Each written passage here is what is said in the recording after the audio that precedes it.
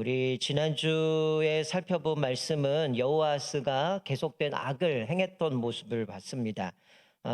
그런 그 반복되어지는 죄로 인하여서 하나님은 아람을 통해서 계속 징계를 하셨고, 또 그들이 잠시 하나님 앞에 회개하지만 하나님이 그들을 구원자를 주셨지만 그들은 더 심각한 이방 신들을 섬겨가면서 악을 행했던 모습을 보게 됩니다. 결국 하나님께서는 아람에 의해서 다시 한번 또 그들을 징계하게 되어지고, 결국은 이제 여호아스가 가지고 있었던 모든 군사들을 다 줄이면서 거의 힘을 다 잃어버리기까지 가게 되었던 모습을 보게 됩니다. 그리고 나서 이제 그의 아들 여호아스라고도 하고 요아스가 이제 왕이 되죠. 여기 요아스는 남쪽 유다에도 요아스 왕이 있지만 이 북이스라엘에도 요아스가 또 이름이 등장하게 되는데, 그래서 혼동을 하시면 안 됩니다. 지금 우리가 살펴보는 거는 북이스라엘의 왕 요아스를 이야기하는데, 이 요아스도 뭐 아버지처럼 악을 행하는 모습을 살펴봅니다. 자, 오늘 읽은 본문 말씀 좀 짧은 구절이지만, 오늘 본문은 이스라엘이 이제 아람 지배를 계속 받고 있는 가운데 이제 엘리사가 병이 들어 죽기 직전의 모습을 기록을 하고 있습니다. 우리가 오늘 말씀을 통해서 믿음을 바라보라라는 제목으로 말씀을 나눴으면 좋겠습니다. 이스라엘 왕 요아스가 엘리사가 이제 병들었다는 이야기를 듣고 문병을 하게 됩니다. 그 요아스가 엘리사에게 찾아와서 그 눈물을 흘리면서 그에게 이렇게 얘기하죠. 아버지여, 내 아버지여, 이스라엘의 병과 마병이여 라고 이야기하죠. 우리가 어디서 들어보지 않았습니까? 사실 이 이야기하는 내용은 엘리야가 이제 승천하기 직전에 엘리사가 했던 말을 그대로 지금 이 요아스가 똑같이 이렇게 이야기를 하고 있는데, 아마도 이것은 예전에 아버지 때의 나라가 거의 이제 아람 때문에 이제 거의 피폐하게 되었고 병사도 얼마 남지 않았기 때문에 눈물을 흘리는 겁니다. 그가 표현한 대로 아버지여라고 하는 거는 이 엘리사가 자기에게 영적인 지도자라는 걸 보여주는 거고요. 또 병거와 마병이여라고 하는 거는 그 당시에 뭐 전차, 기마병 하면 최고의 무기였는데, 바로 이 엘리사를 향해서 이렇게 이야기하는 것은 바로 이 엘리사가 갖고 있었던 그런 영적인 그런 능력들을 아마 그것을 표현하면서 이제 엘리사를 향하여 죽기 직전에 이렇게 눈물을 흘리며 이야기하는 겁니다. 일종에 보면 당신은 나의 영적인 아버지고 나에게는 영적인 능력을 가진 그런 선지자인데 당신이 죽으면 나는 어떡하냐, 이런 얘기죠. 사실 이 모습 가운데 이 요아스가 사실 우리가 평가한 거는 뭐 이스라엘의 악을 행하는 여로보암의 길로 똑같이 행하면서 악을 행했던 모습을 보게 되는데, 이 엘리사가 죽는다라는 이야기를 듣고 가서 눈물을 흘리면서 이렇게 표현하는 것 자체는 어떻게 보면 그가 뭐 믿음이 있었는지는 모르겠어요. 물론 위에 평가를 하는 거 보면 믿음이 없는 사람이긴 한데, 지금 와서 아버지여, 내 아버지여, 이스라엘의 병과 마병이여라고 하는 거는 조급해진 겁니다. 어쨌든 뭐 거슬러 올라가면 엘리사가 뭐 우리 알다시피 아람이 쳐들어올라 그러면 뭐 집안에 앉아서도 그 왕이 꿈꾸는 것, 계획한 것 다 알아버려서 그것들을 모든 거를 그것들을 알고 대처했던 모습을 살펴봤는데, 그것처럼 아마 이렇게 전설이었을 겁니다. 아람 군대는 엘리사한테 꼼짝 못하고 이 엘리사가 있는 한 이스라엘은 아람으로부터 안전하게 지킬 수 있을 거야. 아마 이런 생각을 했던 것 같아요. 근데 어쨌든 엘리사가 이제 죽는다고 생각하니까 이젠 어떡하냐. 이제 뭐 아람 때문에 아버지 때 이미 병사들은 다 축소시켜놨고, 그리고 끊임없이 이 아람은 이스라엘을 괴롭혔기 때문에 도저히 자기는 여기서 벗어날 수도 없고, 어떻게 보면 군사력도 약한 상황에 영적인 지도자도 없고 이제는 어떡하냐라는 생각 가운데 눈물을 흘리면서 이 엘리사에게 찾아온 내용이죠. 자, 엘리사가 이 요아스가 이렇게 눈물을 흘리면서 자기에게 이런 이야기를 하는 모습을 보면서 갑자기 이런 이야기를 합니다. 활을 잡으라고 이야기하죠. 그래서 이 요아스가 활을 잡습니다. 그리고 엘리사가 그 손 위에 손을 얹습니다. 이 거기에 손을 얹는다라는 것은 어떤 상징이 있냐면, 하나님의 능력이 엘리사를 통해서 요아스에게 흘러간다라는 의미를 그 안에 내포되어 있는 거죠. 그러니까 지금 그는 이 엘리사가 떠나면 지금 뭘 보여주는 거예요? 당신 떠나면 난 어떡합니까? 이젠 이 나라는 어떻게 해야 됩니까? 라고 할 때 이 엘리사가 보여준 거는, 그 위에 손을 얹었다라는 거는 일종의 그걸 보여주는 거죠. 지금 네가 뭘 생각하고 있는 거냐, 착각하고 있다는 거죠. 내 능력이 이스라엘을 구원한 게 아니라 하나님의 능력으로 구원받은 건데, 지금 이 요아스는 엘리사에게 완전히 푹 빠진 거죠. 얘만 존재한다면, 얘가 있다면 우리를 지킬 거고 보호해 줄 건데 당신이 떠나면 이제 우린 끝났다는 거죠. 앞으로 내가 이 나라를 어떻게 끌고 가야 되는가 고민한 가운데 와서 울고 이제 난 어떡합니까? 마치 이런 모습으로 지금 이렇게 얘기를 하는데 엘리사는 활을 잡으라고 얘기하고 그 위에 손을 얹으라고 손을 얹으면서 그것을 통해서 이것은 하나님의 능력을 통해서 이 전쟁을 이기는 거지 이 엘리사를 통해서 뭔가 이루어져 가는 것은 아니라는 거죠. 여러분 최근에 뭐 저한테도 뭐 문자가 온 것도 있고 몇 분이 좀 물어보는 분들이 있는데 여러분 요즘 아마 제가 알기로는 한 2년 전쯤으로 알고 있어요. 어쨌든 코로나 기간 동안 수많은 이단들이 유튜브로 엄청나게 활동을 하고 있는데 매주 금요일마다 여러분들이 새벽 기도 끝나고 한 7시쯤 되면 여기 부천체육관에 가면 정장을 입은 아줌마, 아저씨, 할아버지들이 모입니다. 여호와 증인들이 아마 제 기억으로는 지지난주 금요일, 오늘도 또 새벽에 갔더니 거기서 비 오는데 우비 입고 막 이래갖고 처음에는 도대체 이 사람들이 어디 마케팅하는 사람들인가 뭐 하는 사람들인데 이렇게 아침부터 정장을 이렇게 하고 있지 그랬더니 봤더니 다 명찰을 차고 있더라고요. 여호와 증인입니다. 20대 초반부터 아주 할머니까지 정장을 입고 남자들도 그렇고 아침부터 뛰어다니고 뭐 교육을 하는 것 같아요. 아마 여호와 증인 이 부천 지역인지 아니면 전국에서 모인지 모르겠지만 엄청나게 몰려들어요. 새벽마다 뭘 하는지 그 7시부터 모여가지고 뭐 문자도 오는데 주차가 불가능하니 뭐 대중교통 이용하라 이렇게 오게 하는데 그 이단들이 그 아침에 그리고 몇 주 전만에 땡볕에 그렇게 모여서 하게 되어진데 최근에 2년 전부터 갑자기 등장한 사람이 누구냐면 유튜브에 아마 한 번씩은 보셨을 겁니다. 박혁 전도자라고. 이 사람은 신사도주의의 계통의 사람입니다. 그 사람이 한때 신사도주의에 많이 활동했던 그 사람 밑에 수제자로 있었고 또 사랑스러운 교회 변승을 하고 그 교회에서도 신앙생활을 했던 사람이긴 한데 2년 전부터 이 사람이 뭘 하냐면 제가 왜 이 얘기를 하냐면 여기 지금 엘리사가 그 요아스 위에 화살을 잡으라고 그러고 손을 얹잖아요. 이 박혁 전도사라는 사람이 전도자라고 하는 사람이 그 짓을 합니다. 왜 제가 그 짓을 얘기하냐면 여러분 사도행전에 보면 사도 바울의 손수건을 얹으면 병이 났잖아요. 이 양반이 똑같이 그걸 흉내냅니다. 자기 손수건으로 사람을 고치는데 그 손수건 가져 누군가 환자 병에 올려놓으면 그 사람이 병이 낫는다는 거예요. 심지어는 뭘까지 팔냐면 기름 부음 카드라는 걸 있어요. 이게 뭐 은색인지 뭐 이상하게 생긴데 그 카드를 가져놓으면 병 걸린 사람 손 위에 올리면 갑자기 손이 혈색이 돌기 시작을 하고 이래가지고 이 사람이 병이 났습니다. 그래서 기름 부음 카드를 뭐 이렇게 하기도 하고 온갖 뭐 자기 손수건 갖고 병을 고치기도 하고 심지어는 이 사람이 목사 안수를 줍니다. 근데 이 사람은 신학도 하지 않았어요. 제대로 한 적도 없고 신사도주에서 활동하던 사람인데 최근에는 뭐 영상 보니까 뭐 2년 전부터 자기가 목사 안수를 주는데 너는 무슨 근거로 목사 안수를 주냐 그랬더니 자기는 직통 계시를 통해서 준다는 거죠. 여러분 직통 계시는 이미 끝났습니다. 성경 66권 외에는 사실은 더 이상의 우리에게 하나님이 직접적으로 계시하는 말씀은 없어요. 우리 웨스트민스터 신앙 고백서 1장 1문에도 보면 거기도 그렇게 나오거든요. 성경에 대해 쭉 이야기하면서 이 계시는 끝났다. 하나님이 주신 이 66권으로는 완벽한 하나님의 계시가 더 이상 계시가 없다. 근데 대부분의 이단들이 뭐예요?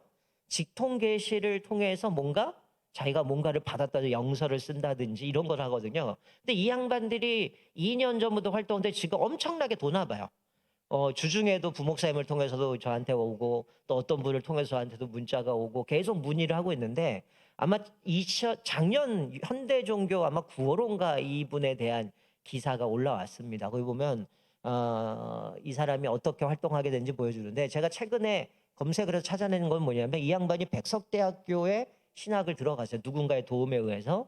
근데 나중에 알고 봤더니 자기는 이제 정통적인 신학을 하겠다고 갔는데 자기 개인 유튜브에서 뭐라고 얘기했냐면 내가 백석을 간 이유는 여기 있는 사람들을 포섭하기 위해 갔다. 이렇게 얘기를 했거든요.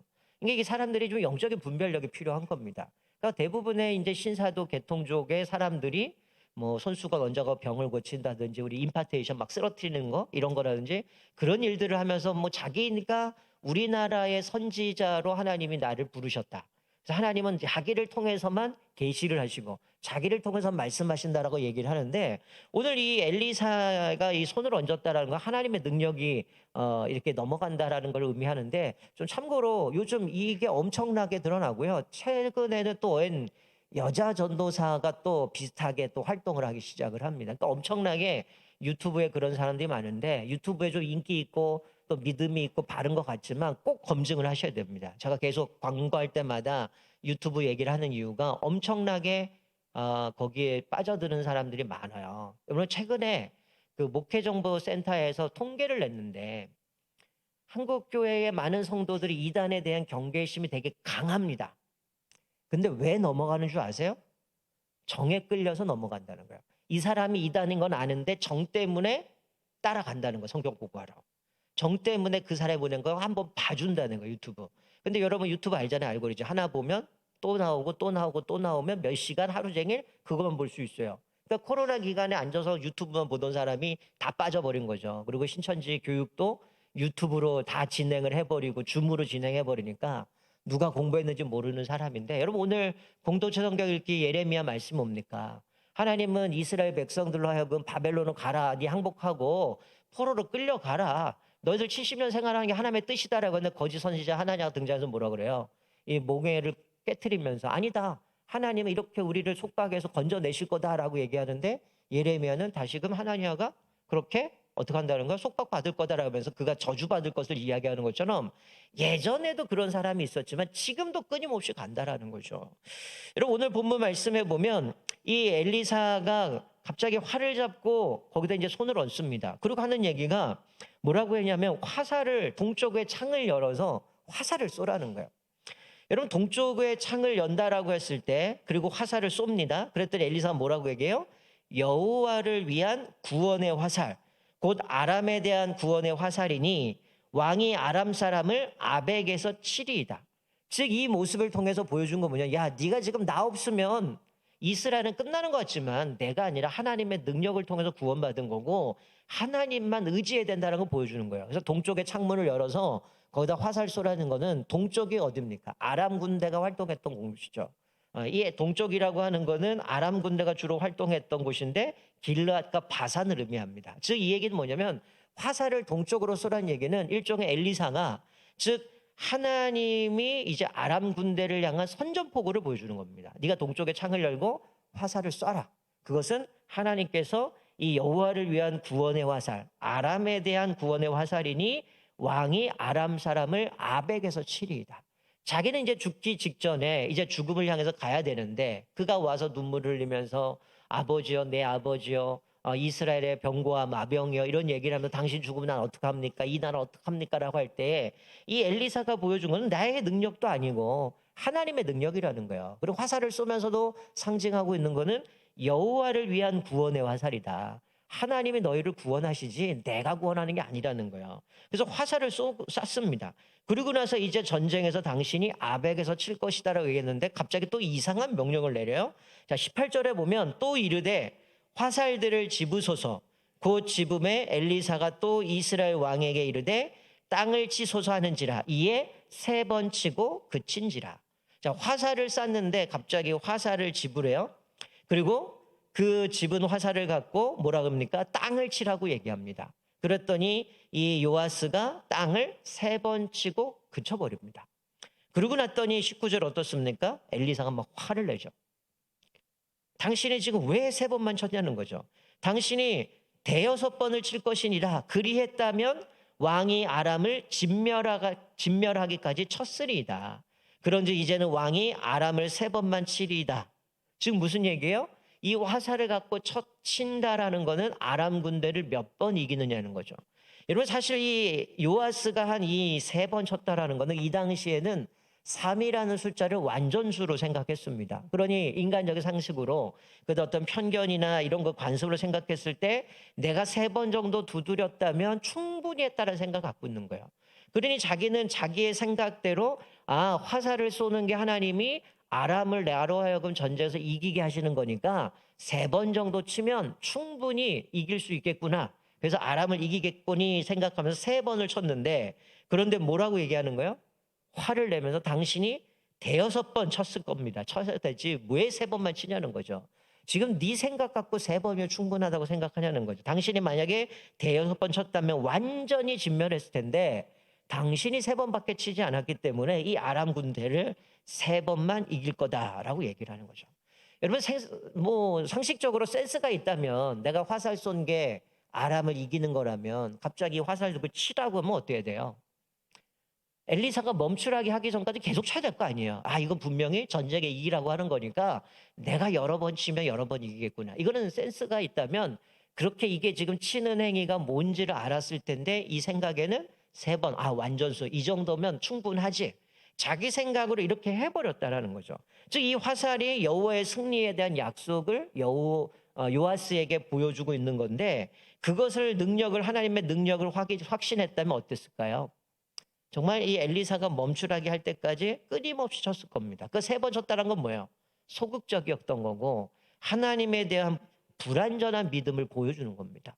완전히 신뢰했다면 아마 엘리사가 멈추라 할 때까지 아마 그걸 계속 쳤을 거예요. 아, 지금 화살 쏘는 게 아람을 이기는 구원이고 화살 갖고 치라고 하니까 이것도 분명히 뭐가 있겠구나라고 하고 신뢰했다면 계속 치든지 멈추라고 할 때까지 쳤어야죠. 근데 자기 생각대로 세 번만 치고 멈췄다는 거예요. 이런 이유에서 엘리사가 어떻게 합니까? 화를 내고 이 요아스가 한 이 행동에 대해서 안타깝고 또 어떻게 보면 이 사람이 좀 오래 쳤다면 하나님께서 아람 군대를 완전히 뿌리 내렸을 건데 완전히 끊었을 건데 안타까운 모습 가운데 화를 냈던 모습을 보게 되죠. 여러분 여기서 우리가 깨닫는 게 뭘까요? 우리의 문제는 사실은 하나님께 순종하지 않는 것에 있지 않습니다. 우리의 문제는 뭐냐면 하나님께 순종하기는 하는데 뭐예요? 내 방식대로 순종한다는 거예요. 아, 세 번이면 충분하지. 이건 내 방식이에요. 우리가 하나님 앞에 순종한다라고 할 때는 어떻게 됩니까? 우리가 가지고 있는 관념, 상식, 이성, 우리가 가지고 있는 지식 이거로 하나님께 순종하는 게 아니고 우리는 뭐예요? 하나님의 말씀, 하나님이 주신 66권 성경 이 말씀에 근거해서 순종해야 돼요. 근데 지금 이 요아스는 뭡니까? 자기의 이성으로 생각으로 관념으로 하나님의 능력을 하나님 앞에 순종하는 것을 자기가 제한해 버린 거야. 이 정도면 됐겠지라는 모습 가운데 그렇게 했다는 거야. 기준이 뭐야? 자기였다는 거예요. 하나님이 이기게 해주시고 하나님이 이 화살을 쏘라고 했을 때 아람 군대를 치시겠다라고 말씀했다면 하나님의 뜻에 따라 순종하고 가야 되는데 지금 머릿속에 뭡니까? 불안한 믿음이 있는 거죠. 아, 이거 갖고 되겠나? 진짜 하나님이 하겠나? 사실 오늘 본문에서 과연 이 요아스가 하나님을 신뢰했을까요? 저도 신뢰하지 않았다고 생각합니다. 왜냐하면 그를 평가할 때 이스라엘의 악한 길, 여로보암의 길로 행하여서 악을 행하였고 하나님을 섬기지 않은 사람이거든요. 그런데 지금 자기가 다급하니까 뭔가 엘리사 찾아온 겁니다. 당신 죽으면 나 어떡합니까? 당신의 영적인 아버지고 당신의 그 능력으로 우리가 이겼는데 당신 죽으면 이제 어떡합니까? 얘기하는 거죠. 사실 엘리사가 아니라 뭐예요? 하나님이 책임져 주시는 거죠. 근데 이 요아스는 단순하게 그것만 생각했다라는 거죠. 사실 오늘 본문에서 보여주는 게 뭡니까? 축복이라는 거는 여러분 이미 하나님께서 성경 66권에 이미 우리에게 주신 축복은 다 기록되어 있어요. 이미 하나님이 우리가 넘치도록 우리가 구한 것보다 넘치도록 주시도록 약속해 주셨는데 우리가 이 축복을 받을 수 있는 것은 뭡니까? 결국 우리의 믿음의 분량이에요. 내가 얼마나 하나님을 신뢰하느냐? 얼마나 하나님을 의지하느냐? 여러분 제가 매번 강조하지만 성경은 하나님의 주권 할 말씀에 순종하면 뒤에 반드시 하나님이 복을 주시는 내용이 따라 붙어요. 근데 우리는 어떻습니까? 순종하지는 않는다는 거죠. 여러분 우리가 달란트 비율을 보면 어떤 사람은 한 달란트, 어떤 사람은 두 달란트, 어떤 사람은 5달란트 주잖아요. 하나님이 우리에게 모두에게도 달란트와 은사를 주셨습니다. 근데 우리는 자꾸 어떻게 해요? 비교하죠. 하나님, 쟤는 나보다 별 볼 일 없는데 왜 쟤는 5달란트 주고 전 한 달란트밖에 안 줍니까? 성경은 뭐라고 말씀해요?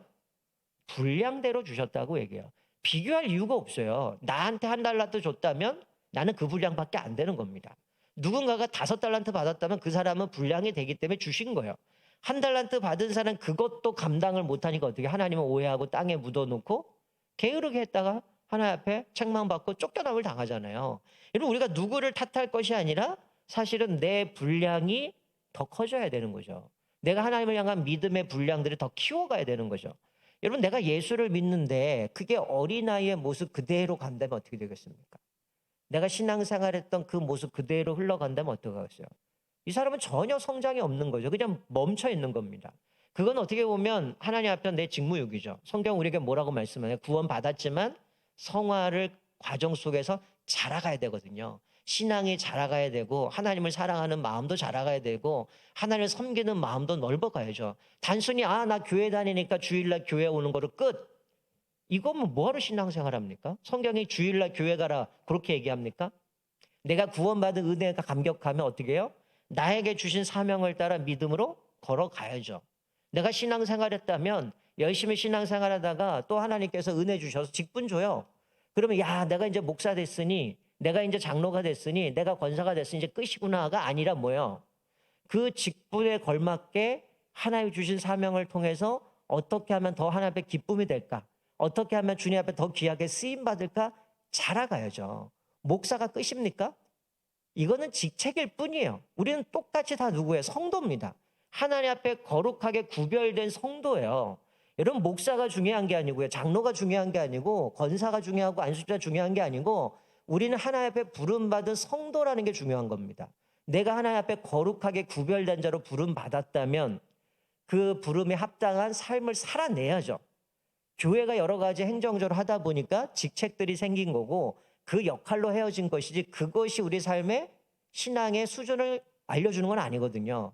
근데 우린 자꾸만 이 직분을 계급으로 생각한단 말이에요. 그러니까 내가 이거 됐으면 쉽게 얘기하면 그거 아닙니까? 소위 잘못된 사람들은 교회에서 평신도를 최고로 갈 수 있는 게 장로니까 나 장로 됐으면 끝. 내가 권사 됐으니까 끝. 더 이상 올라갈 게 없어. 이건 착각입니다. 권사와 장로가 중요한 게 아니에요. 우리 성도예요. 성도로서 하나님의 말씀 앞에 어떻게 순종하고 살아가야 되는가? 어떻게 하면 내가 그 사명 따라 주님 오시는 그날까지 믿음으로 가야 되는가?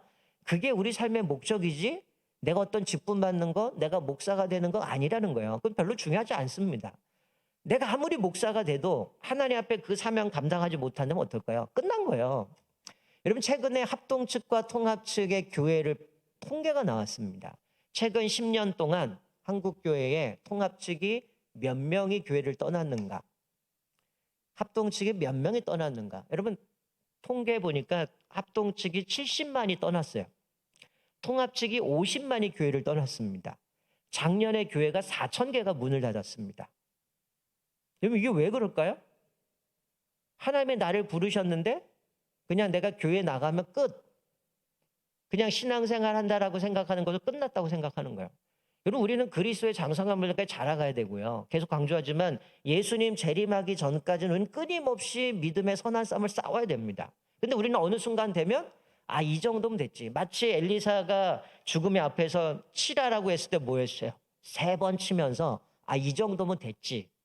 자기 수준에서 정리한 겁니다. 하나님 내가 주일날 예배 드리면 되죠. 주일날 오전 예배 드리고 오후 예배 드리면 된 거 아닙니까? 또 주일날 뿐만이 아니라 수요 예배든 금요기도든 새벽기도 나오든 그거 하면 다 합니까? 여러분 초신자 때는 공예배들이 세회라고 얘기하죠. 근데 어느 정도 신앙생활이 쭉 지나면 공예배 드린 것고 잘한다 그럽니까? 당신은 예배만 드린 게 아니라 사명 감당합니까? 얘기하는 거죠. 여러분 나중에 예수님이 재림하실 때 우리가 그 앞에 와서 너 주일 성수 잘했냐? 너 공예배 잘 드렸냐? 이건 물으실까요? 물론 예배에 잘하는 것 때문에 우리가 예배는 중요하겠죠. 그러나 진짜 중요한 건 우리가 사명자라는 거죠.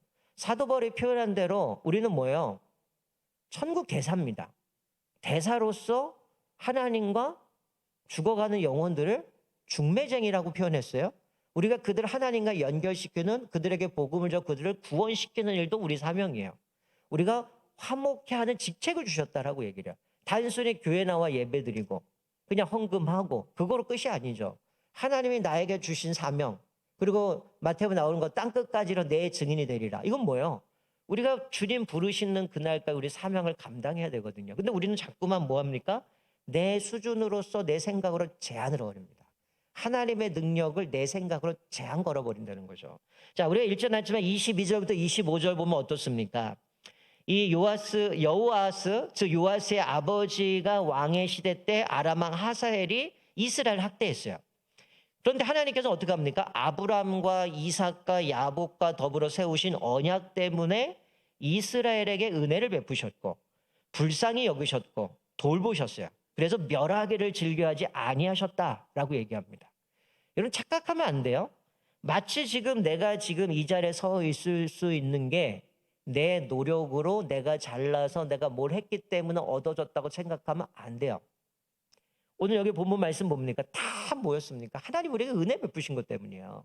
언약을 맺으셨기 때문에 또 예수님을 십자가에 죽으시러 새 언약을 맺으셨기 때문에 그 새 언약으로 우리가 새 언약 백성을 이렇게 살아갈 수 있는 것이지, 자꾸만 우리 착각하거든요. 어느 순간 되면 이 정도면 됐지. 내가 이 정도면 내가 이제 올라갈 때까지 올라갔고 이 정도면 내가 신앙생활 최고의 자리니까 군림해야지, 이 생각을 가질 때가 많아요. 그러다 보니까 성도들이 무너지기 시작하는 겁니다. 여러분 오늘 본문 말씀에 결국 이 언약 때문에 하나님의 그들에게 은혜를 베푸셨고 불쌍히 여기시고 돌보시고 멸하기를 질투하지 않으셨다라고 말씀합니다. 그리고 아람 왕 하사엘이 죽자 그 아들 베나닷이 왕이 되죠. 제가 지난주 말씀 3세라고 얘기했어요. 이 베나닷 3세가 왕이 되니 오늘 지금 나온 것처럼 요아스가 화살을 잡고 3번 쳤더니 어떻게 됩니까? 요아스가 하사엘의 아들 베나닷의 손에서 붙인 때 빼앗긴 성읍들을 다 빼앗습니다. 그리고 화살을 3번 친 대로 어떻게 해요? 3번 아람 왕을 이기게 되죠. 그래서 어떻게 보면 요아스가 왕으로 있는 동안 아람을 3번 이겼기 때문에 성도 다 찾고 평안했는지 모르겠지만 저는 이걸 보면서 마치 그런 생각이 들어서 대상포진과 같다. 이 아람이 진멸되지 않았거든요. 3번밖에 안 쳤기 때문에. 대여섯 번 쳤다면 완전히 뿌리를 뽑을 수 있었겠지만 하나님 앞에 대한 신뢰보다 내 이성의 한계로 3번이면 충분해, 이 정도면 됐어라는 생각 가운데 거기까지밖에 못 간 거예요. 결국 어떡합니까? 3번은 이겼지만 세력이 악화됐을 뿐, 이스라엘이 약해지면 어떻게 해요? 아람은 또다시 툭 튀어나가고, 대상포지 그러잖아요. 난 거 같은데 또 연약해지면 연약한 분이 또 등장하는 것처럼, 제가 알기로는 대상포지 낫지 않는다고 그러거든요. 결국 약하면 또 도진다는 것처럼 이 아람이 끊임없이 뿌리 뽑히지 않고 끈질기게 살아서 이스라엘 괴롭히는, 그런 끊임없이 이들을 괴롭히는 존재로 남아있게 되어진다라는 거죠. 여러분 오늘 이 본문 말씀을 통해서 우리가 깨닫는 게 뭡니까? 우리의 신앙이 하나님 앞에서 우리의 이성으로, 우리의 생각으로, 우리 지식으로 하나님을 한정하지 않았으면 좋겠어요. 이제 내일 사랑전도회 감성 캠프를 하면 이제 여름 사역이 완전히 끝납니다. 이제 주일학교, 성경학교 수련회가 끝나고 이제 마지막 사랑전도회 감성 캠프를 하게 되는데, 갑자기 태풍이 지나고 났더니 갑자기 온도가 확 떨어져 버렸어요. 그래서 이제 애들이 수영하기는 좀 어려울 것 같고, 그래서 약간 좀 수정을 해서 진행이 될 텐데, 여러분 여름 사역 가운데 깨달은 게 하나 있습니다. 분명히 뭡니까? 우리 자녀를 믿음의 새로 키워가야 된다는 거죠. 제가 지난주에 이제 7개 교회가 연합으로, 또 한 교회는 코로나가 걸린 학생이 있어서 하나는 빠져 6개의 교회가 모였는데, 이 아이들 아동부독하고 유치부도 하는 거 보고 하지만 정말 이 아이들이 정말 하나님 앞에 저렇게 기뻐하고 뛰어놀고 하나님 앞에 정말 저렇게 찬양을 살아가는데 자꾸만 어른들이 제한해버려요. 이 아이들은 믿음으로 더 성장하고 싶고 하나님을 뜨겁게 사랑하고 싶고 믿음으로 자라가고 싶은데, 어떻게 보면 부모들이 이거 하지 마라, 저거 하지 마라, 지금 네가 그럴 때니, 이런 걸로 제한할 때가 많거든요. 사실 이 아이들의 믿음의 세대로 세워가는 가장 큰 거는, 계속 강조하지만 믿음은 부모를 통해서 전수되는 거고요. 그리고 이 아이들이 그냥 부모의 하나님이 아니라 뭐예요? 자기 하나님을 만나야 됩니다. 제가 이제 계속 금요기도회 때 부서 하나씩 기도하면서 이들이 인격적으로 하나님을 만나게 해달라고 하는 것이, 어떻게 보면 이 요아스는 어떻게 보면 하나님을 만나기는 어떻게 만난 거야? 엘리사의 하나님을 만난 거죠. 저 엘리사가 저렇게 하나님의 능력으로 그 아람을 군대를 막을 수 있었던 그런 모습이지만, 이 엘리사 하나님, 만약에 그 사람의 믿음이 있었다면 그렇게 왔겠어요? 아버지요, 내 아버지요, 이스라엘 마병과 병거요, 뭐 이러면서 얘기를 하는데, 당신 죽으면 나 이제 어떡하냐는 거예요. 만약에 그가 하나님, 자기 하나님을 만났다면 그 엘리사가 행했던 놀라운 일들이 있었겠지만, 앞으로 나는 하나님의 그 능력으로 당신처럼 이 나라를 하나님 앞에 맡기고 끌어가겠습니다, 이렇게 가야 되는데, 당신 떠나면 어떡하냐는 거죠. 제가 몇 주 전도 그런 얘기를 했죠. 부모가 돌아가시면 한 가문이 사라진다. 왜 가문이 사라질까요? 교회 같이 다녔는데 결국 그 자녀 세대들이 자기 하나님을 못 만난 겁니다. 어머니 하나님, 아버지 하나님은 간접적으로 보긴 했지만 자기가 인격적으로 하나님을 못 만난 거예요. 또 한편으로 보면 왜 4,000개 교회가 문을 닫았을까? 왜 70만이라는 사람이 합동측 교회가 교회를 떠나버렸을까? 물론 그 떠나간 사람들이 뭐 그래서 4,000개의 교회가 문을 닫았지만 대형 교회로 갔을 수도 있고요. 소위 뭐 가난한 성도가 될 수도 있었겠지만 저는 한편으로 보면서 어떤 생각이 들었냐면 그런 생각이 든 겁니다. 이 부모도 하나님을 못 만났구나. 교회는 다니긴 하는데 신앙생활을 하긴 하는데 진짜 하나님을 만나지 못하니까 아이들에게 자녀들에게 하나님을 이해하지 못하는 거예요. 하나님을 향한 그 믿음을 전수해 주지 못하는 거예요. 왜? 내가 경험해 본 적이 없거든요. 교회는 오지만 내 이성의 한계로 이거는 하나님이 안 들어주실 것 같고 이거는 불가능하고 하나님도 이건 못해. 그래 누구 찾아가는 겁니까? 사람 찾아가는 거죠. 그리고 내 물질을 의지하는 거죠. 뭐보다 나보다 좀 앞서서 이 문제를 해결하는 사람 찾아가는 거죠. 그러면 내 문제는 쉽게 풀어갈 것 같은 거죠.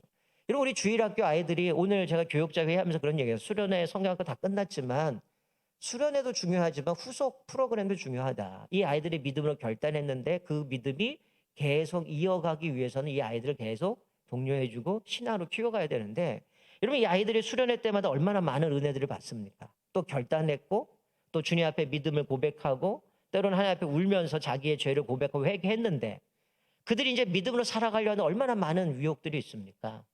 야, 세상은 지금 뭐라고 얘기해? 하나님 한 분만으로 안 돼. 이것도 있어야 되고 쉬운 길이 있고 편한 길이 있는데 굳이 뭐 이렇게 어렵게 가냐. 이렇게 가면 빨라. 이렇게 가도 돼. 남들 다 하는데 뭘 너 혼자 고지식하게 그러냐. 이렇게 계속 우리를 유혹하는 겁니다. 그게 뭐예요? 영적 전쟁이거든요. 청년부 했던 전신갑주. 그럴 때 오직 성령으로 전신갑주를 입어서 사단의 계기를 물리쳐야 되는데 우리의 삶 가운데 끊임없이 우리를 괴롭히는 수많은 유혹들이 있어요. 근데 이 믿음을 지키려고 하는데 부모 세대들이 하나님을 만나지 못하니까 신앙을 전수를 못하고요. 이 아이들도 하나님을 만나지 못하니까 그냥 엄마가 교회 다닐 때는 다니다가 엄마가 사라지면 신앙이 져버리는 거예요. 이제 내가 좀 컸으니 내가 알아서 할게요. 그리고 교회가 사라져버리는. 어쩌면 그래서 수많은 사람들이 사라져버렸는지 모르겠어요.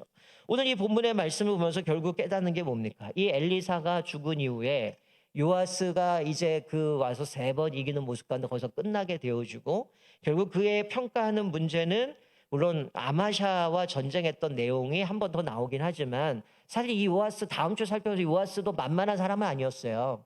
아마샤 남쪽 유다가 전쟁하자 그래가지고 싸우는데 오히려 유다를 이깁니다.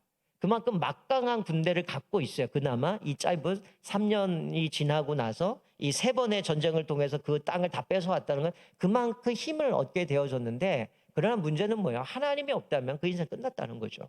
아무리 공부 잘하면 뭐합니까? 아무리 내가 돈이 많으면 뭐합니까? 거기 하나님이 없으면 아무것도 아닌데. 오늘 이 말씀을 통해서 우리가 깨닫는 것이 겁니다. 내 문제는 하나님 앞에서 온전하게 순종하고 있는가? 하나님을 정말 인격적으로 만났는가? 또 우리 자녀들에게 내가 만난 하나님, 그리고 이 자녀들이 하나님을 인격적으로 만나도록 내가 그 자녀를 신앙으로 이끌어 주는가? 그것들을 한번 살펴봤으면 좋겠어요. 오늘 이 요아스가 3번 치는 모습, 그 모습을 통해서 어쩌면 우리들의 모습이 3번 치는 인생으로 살아가는 것 같아요. 내가 하나님을 인격적으로 만나지 못했기 때문에 내 지식, 내 이성의 한계로 선을 거는 거죠.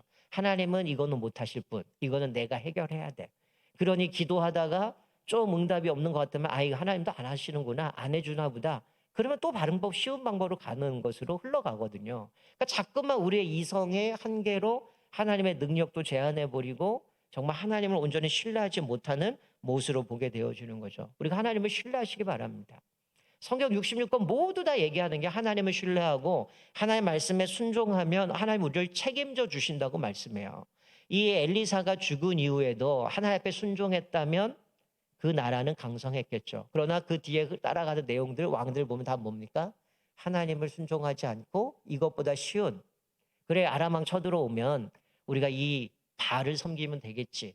다른 신을 섬기면 우리를 도와주겠지. 쉬운 길로 가는 겁니다. 자기가 하나님을 못 만나니 하나님 앞에 나가는 방법도 모르고 하나님 앞에 굴복할 법 모르고 당장 눈에 보이는 신 찾아가서 우리 좀 해결해 달라고. 결국 그러다가 망하는 거 아닙니까? 우리가 오늘 말씀 보면서 이제 여름 사역이 내일로 다 끝나게 되어지는데 한번 좀 스스로 한번 돌아보셨으면 좋겠어요. 내가 부모님이 먼저 하나님을 만났는가? 그리고 그 자녀들에게 내가 만난 하나님을 아이들에게 신앙으로 전수해 주고 있는가? 그리고서 그 자녀들이 정말 인격적으로 주님을 만났는가? 그리고 우리의 신앙이 주님 앞에 살아가는 단순히 교회 가는 것. 내가 예배드리고 주일 성수하는 수준으로 멈추고 있는가? 아니면 하나님이 나에게 주신 그 사랑이 너무 커서 주신 사명 따라 주님 부르시는 그날까지 끊임없이 정말 그리스도의 장성한 분량까지 자라가고 내 삶이 하나님의 기쁨이 되어지고 우리 가정이 하나님 앞에 기쁨이 되어진 인생으로 살아가는가 다시 한번 살펴보면서 특별히 여름 사역이 끝났는데 우리 자녀들 또 우리의 그 어린 아이들부터 우리 청년의 일까지 우리 자녀들이 정말 가장 중요한 건 간단해요. 하나님을 뜨겁게 사랑하는 겁니다. 하나님을 뜨겁게 사랑하고 말씀에 순종하고 다른 것에 우선순위를 두지 않고 오직 하나님이 주신 그 말씀 가운데 살아갈 때 우리는 반드시 하나님이 책임져 주시고 그 가운데 어떤 어려움이 와도 하나님이 우리를 이기게 하시는 것을 다시 한번 깨닫습니다. 우리 말씀 기억하면서 이 여름 사역이 끝났는데 우리 주일학교를 위해서도 기도해 주시고 특별히 우리 부모 세대들이 내가 먼저 하나님 만나게 해주시고 또 우리 자녀들도 하나님을 인격적으로 만나게 해달라고 해주시고 그렇게 기도해서 우리 온 가족이 하나님을 뜨겁게 사랑하고 또 하나님을 인격적으로 만남으로 인하여서 우리의 이성 한계로 주님을 섬기는 게 아니라 말씀대로 하나님을 온전히 섬김으로 하나님이 주신 놀라운 복을 누리며 살아가는 저와 여러분 되시기를 주님의 이름으로 축원드립니다. 아멘. 우리